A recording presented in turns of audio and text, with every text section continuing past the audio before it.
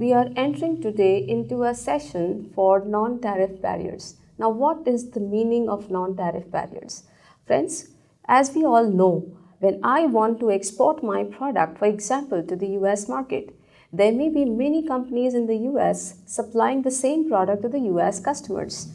Now, when you try to enter the US market, the export market share of these companies which are locally presenting the same product to the same consumer, you technically become a competitor against them. So, any importing country would like to restrict the exports coming from a foreign market. Now, one way to do that was raising a very high level of import duty. Now, at every moment when you cannot have a very high barriers of trade, the other way that you can restrict the imports coming into your market is to have very high non-tariff barriers. So, technically speaking, friends, non-tariff barriers are the way you can protect entering a foreign country. So when I'm an exporting company, I need to understand what are the plethora of barriers that you as a company can face while entering into a global market. Because you may find the best of the buyers when you go to a trade fair, but if you do not allow yourself to enter the market, how will your payment get realized? So this particular session is apprising the participants on what all can hamper your exports into a foreign market. Import duties. What all can hamper your exports into a foreign market? Which is very important for us to answer these questions. That what makes your product uncompetitive beyond import duties?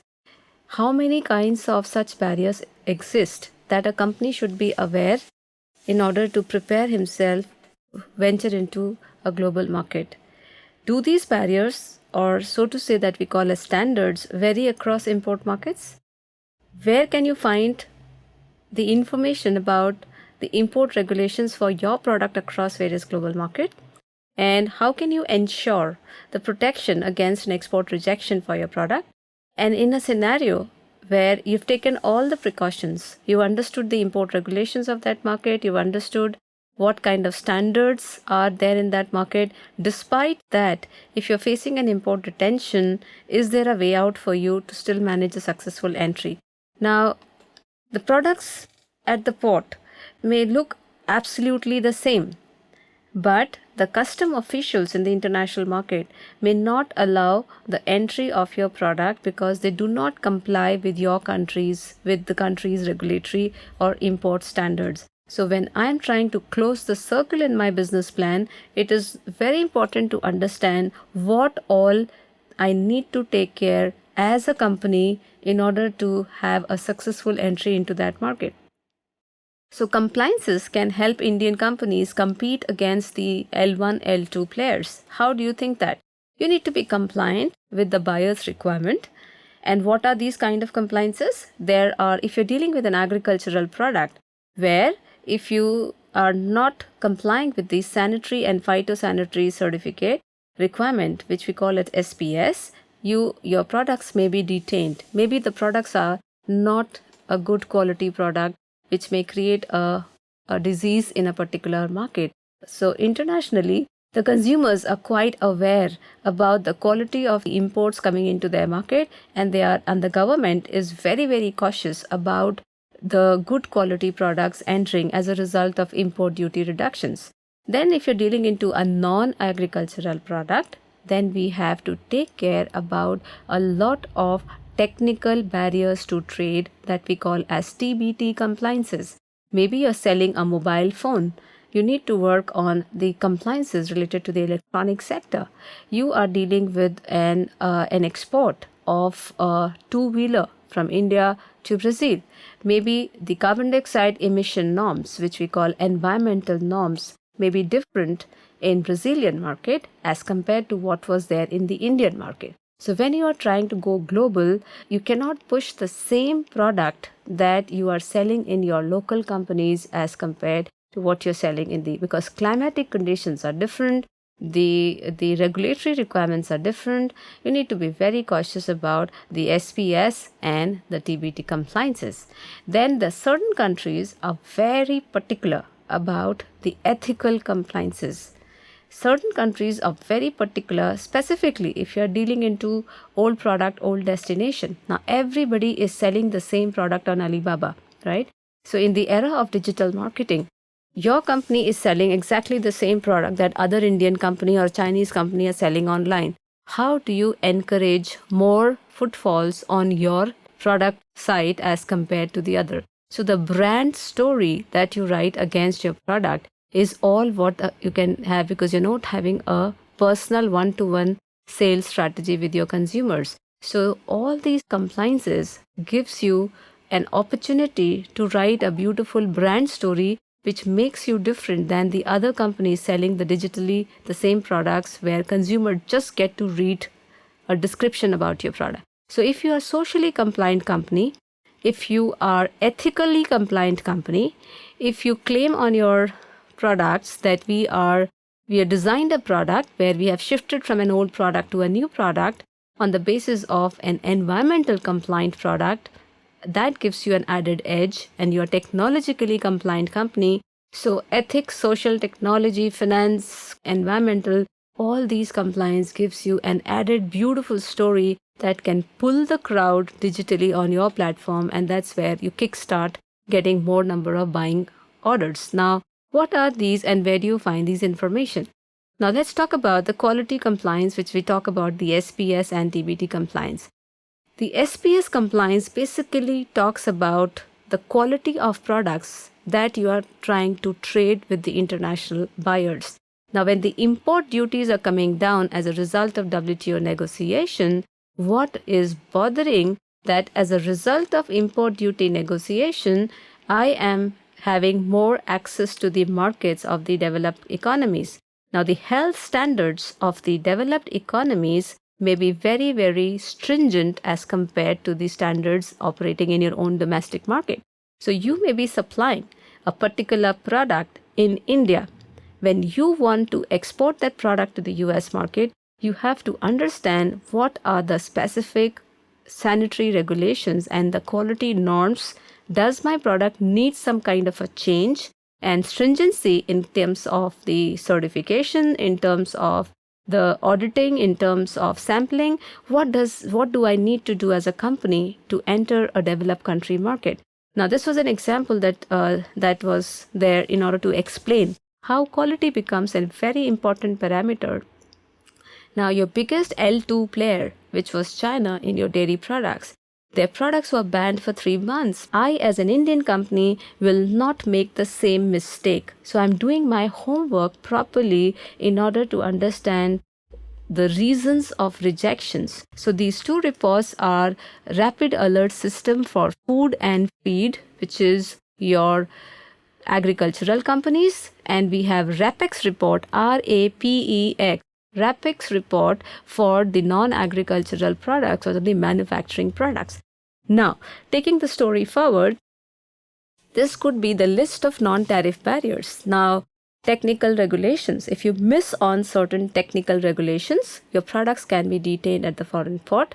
You are supposed to carry certain certifications, like for meat products in the Middle Eastern market, you need to have some halal certifications. Now, for agriculture products, you need some phytosanitary certifications that the product is good to eat. So there are certifications. If you do not have that certifications, your products will not be allowed to enter the foreign market. Then certain countries like India is having OGL, restricted, prohibited category, both for imports as exports. Every country has certain prohibited products. So if it is prohibited, you again cannot enter that market. So please check the list of certain products which are prohibited, either to be exported from India or to be imported in a particular country. Then there are certain labeling norms where we will talk about where do you get this information in due course of time, but you have to be very, very particular about the labeling standards of different importing country. The packaging standards, countries are very particular about the packaging norms. For example, if I am a mango exporter to Japan, the Japanese customs have indicated even the pack of the size of the packaging. They've also indicated the diameter of the holes So the typical packaging norms of the Japanese customs would indicate there has to be 6 holes in the packaging so that the fruit inside is fresh during the transit. They've also mentioned not only the number of holes in the package but also the diameter of the holes of the package. Now if you miss reading these packaging labeling norms, you get to miss the market, which can be very uneconomical and unviable for the Indian companies. Then you have to deal with specific food additives. If you're into a value added goods, a processed product, you have to be very particular about food additives that you are mixing in that product. Then you have to be very cautious about the heavy metals, in the sense, Indian spinach have been found to have a high amount of nitrate, where Dubai market also to one extent was rejecting Indian spinach. Indian bhindi, okras were being rejected. Indian groundnuts were rejected on the basis, and spices were rejected on the basis of aflatoxin content that was found, because that was one of the reasons for mycotoxins. Then contaminants. The product may be good, but the packaging material that you are using to package and that's coming in contact with the food product, that may end up into a rejection due to contaminants of the packaging material. So you have to work at 2 levels. One, contaminants at a packaging level and contaminant in the product itself. Then there are veterinary residues. If you're dealing into a meat product or a poultry product, be very cautious about what has been fed to the animal and what are the veterinary residues. Similarly, you have to be very cautious about the import standards of different countries on pesticide residues and the maximum residue, which we call technically as MRL standards. So we have identification and marking, and finally we have rules of origin that we'll also check in the RTA session. Now, what is the difference between an SPS barrier and a TBT barrier? Now, SPS, which technically stands for sanitary and phytosanitary measure, your products can be detained at the foreign port because your products are not found to be good to eat. So anything which can carry an edible product which can carry a human or animal health from a foodborne risk, it can carry from an animal or a plant carried risk diseases. Then there is a pest or a disease. For example, food additives, as we said, or the pesticide residue.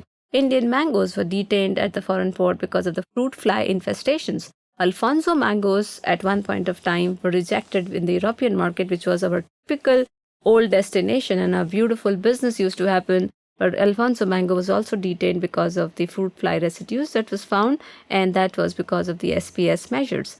When we talk about technical barriers to trade, this means you have certain peripherals that we're not talking about the product, so to say, which is good to eat or bad to eat. We're talking about the processes, means packaging can result into a bad quality product. So these are the peripherals of keeping the product safe in terms of nutritional claims that companies would make, the packaging, the labeling standards, the pesticide, the way you're handling the pesticides, that's for the agricultural product. And also, for example, if you're selling a car, the seat belts, the emission norms, all these comes under the technical barriers to trade. So that's the difference between the two prime kinds of barriers that comes into picture.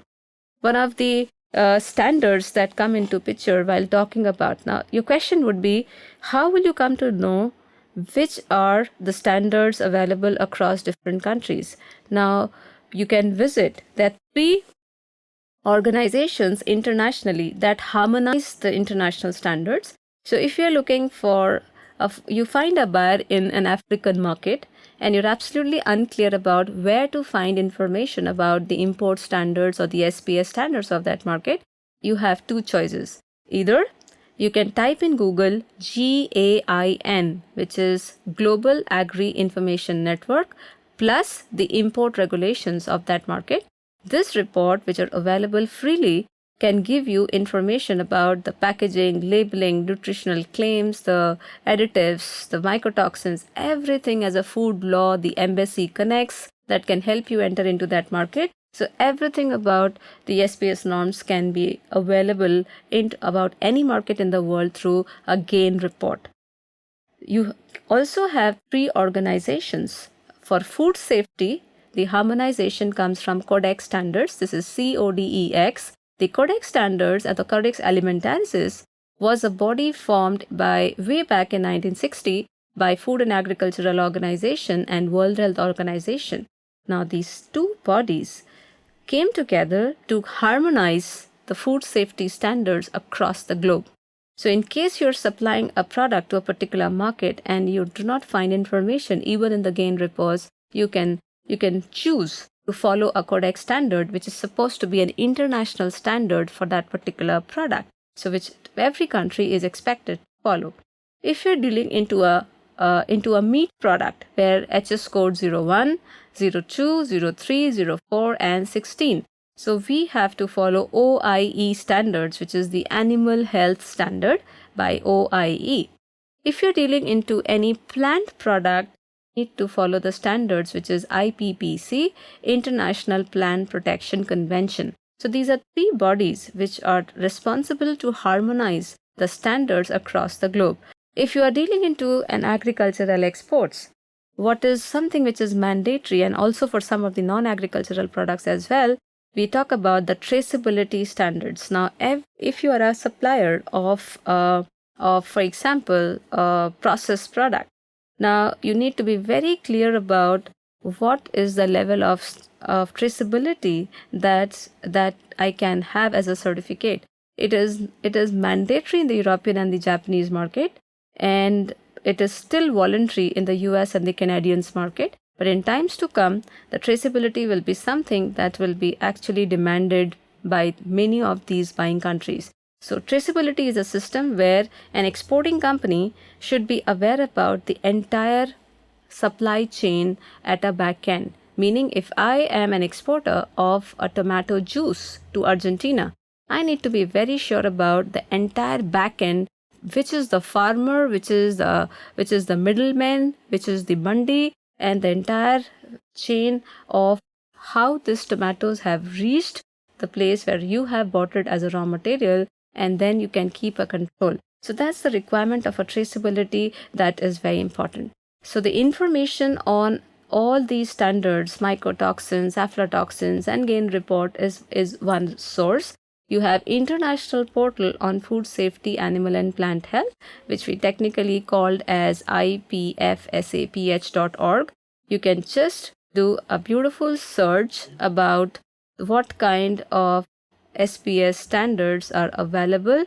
They have commodity-wise information, geography-wide information, and cross-sectoral issues working, and you can see all the kind of OIE standards, Codex standards, WTO standards. Now comes the labeling standards. When you visit the GAIN report, you'll be very interesting. Now let me give you an example of a Spanish market. Now Spanish market was very, very typical in case of a labeling standard where they are very particular about the product stickers being maintained in a Spanish language, number one. And the tag must have expiry date, a lot number, the sanitary code.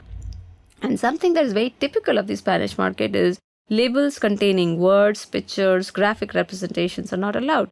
If you're dealing into a textile product, you have to be very cautious about Directive 208-121, which talks about that all textile products must carry a label which indicates the fiber content. And that is why you see Made in India is giving you a country of origin tag and 100% cotton. So these are two mandatory requirements for a textile labeling, and it has to be marked with proper percentages, 80% cotton, 5% this, 10% this. You need to be very, very cautious about having a sequential order for a textile labeling. Then you have a standard on product safety, which is known as CE marking. Now for certain sector, that was about textile. For certain sectors about, for example, gems and jewelry. Now, gems in jewelry is something that comes in the contact of the skin. So every country is very typical about the skin reactions coming out of, like for example, imitation jewelry is one of the most sellable item online. Every 5 seconds, there is imitation jewelry that's been bought through these digital platforms. Now, in order to connect with the B market, where custom regulations will come into play, every product has an import standard, which is in terms of, it is no pesticide because it's not an eatable product, but it's a gems and jewelry product. So the product that you're carrying on your body should not react with the skin of the consumers in that market, and that reaction of the skin will depend upon the rate of nickel release must be less than 0.2 microgram per centimeter square per week.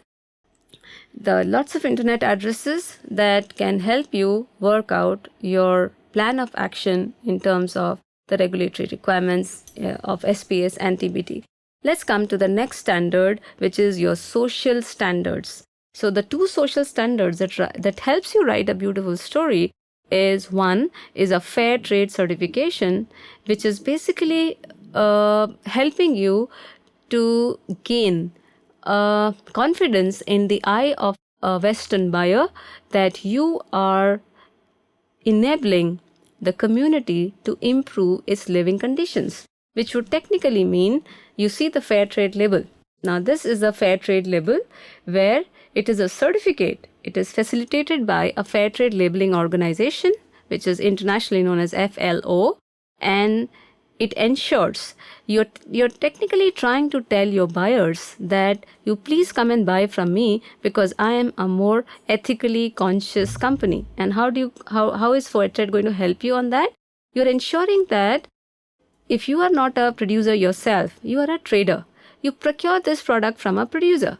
But are you giving and sharing sufficient profit margins with the companies from where you are procuring this product? And this, in case of India, becomes all the more concern of the international buyers, because as a trader or as a merchant exporter, we tend to earn a lot of margin for ourselves without sharing a lot of middlemen. Exploitation of the rural artisan in the handicraft sector is a similar example. So when I start an handicraft export, I'll be very, very particular about getting a fair trade certificate, which will ensure that you are pulling the customers to you because you have shared the profit margins back to the rural artisan, and that gains respect in the eyes of the international buyers. The other social standard is SA 8000, where you are being audited by an external body, and you get the certificate if you are giving your workers a very good working conditions, right? Which technically talks about how you are treating your workers in terms of the benefits that you're giving them. There's no discrimination between the male and the female, no discrimination on the basis of religion or caste. You are giving them a good working condition in terms of some CSR activities, in terms of the work culture, in terms of the work environment. Then there is a concept which is coming up known as environmental standards, which talks about two major standards, which is foot miles and water footprint. Now, suppose you are a factory located in Noida. You have two choices. You can either use Kandla port or you can use the JNPT port to enter the western side of the market. Now, maybe for whatever reason, despite the fact that Kandla is much closer to you as compared to JNPT, you choose JNPT port. But then in that case, the transportation miles that you have taken to reach your buyer becomes extremely higher as compared if you would have chosen the shortest possible route. So the companies have started asking for the certificate that right from your factory to reaching the factory of the buyer, are you sure that you have actually transported a lot of fossil fuel and you have contributed to global warming? So consumers are getting conscious and they need to know the miles from food to plate or from the factory to the final customers. So how you're using the shortest shipping distance becomes a competitive advantage for companies. So if you have the certificate, again, it's a crowd puller for gains for the similar companies. The next environmental standard that companies are bothered about is the water stress. By 2020, there's a huge water stress that's expected, right? So the amount of water that you have used for in the entire manufacturing processes. For example, you are a new company. You have a choice to start a leather business, but you feel that despite the import duty advantage in an RTA country, despite the price advantages in our FTA market, I'm still not able to gain the attention of the consumers because the buyers are very, very cautious about these environmental standards. The tanning processes in India is using a larger amount of water as compared to the competing countries of Vietnam and China. And that is the reason, because of the larger water footprint, the amount of water that I'm using is technically taking entire international market for me. Similar happens in case of rice in agriculture sector, in rose cultivation and the rose products, that Indian rose takes almost 1 liter water every day as compared to hydroponics and aquaponic techniques being coming out with Chinese R&D, and that is giving them an added edge. The water footprint is another the environmental standards. The final standard is a technology standard. There's a new standard that has come up against the software piracy across the globe, which talks about Unfair Competition Act. Does it mean anything for Indian companies? Yes. It actually turns the table in the favor of Indian companies as against China. How?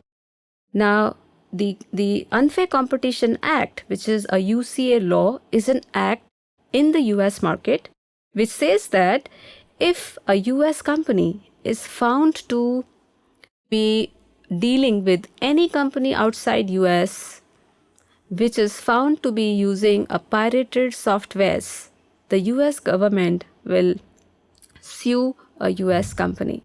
So the priority of a US company goes in favor of doing businesses with international companies which are piracy compliant. So we have to be very, very cautious about these standards coming up in the international market. And how does it give an added edge to the companies? The only thing that the benefit cost ratio is very, very high. This means that I invest in getting my softwares a non-pirated version. I use those computers while dealing with the buyers in the US market, and it actually converts the higher businesses as compared to China, which is much more working out in a much more pirated version. So that's another way to venture into an international market. And your immediate competitors in Asia Pacific region, for example, was Australia, Bangladesh. They found Bangladesh 91% piracy. So Indian companies were losing out businesses for Bangladesh because the products coming out of Bangladesh was a least developed country, and India being a developing economies. So a lot of GSP treatments were being given to the Bangladeshi products. But if the percentage of piracy was found as 91%, friends, so the buyers' priority in the US shifted in buying the similar products from Indian companies as against Bangladesh because of the UCA law. So this finishes the plethora. So I again repeat, friends, when you are entering into the export business, finding buyers is an interesting process. In sustainability of business is a much more interesting process, and attracting buyers sustainably with you becomes a much more interesting process. Friends, so in this particular session, we have learned various kinds of non-tariff barrier. So what was non-tariff barrier?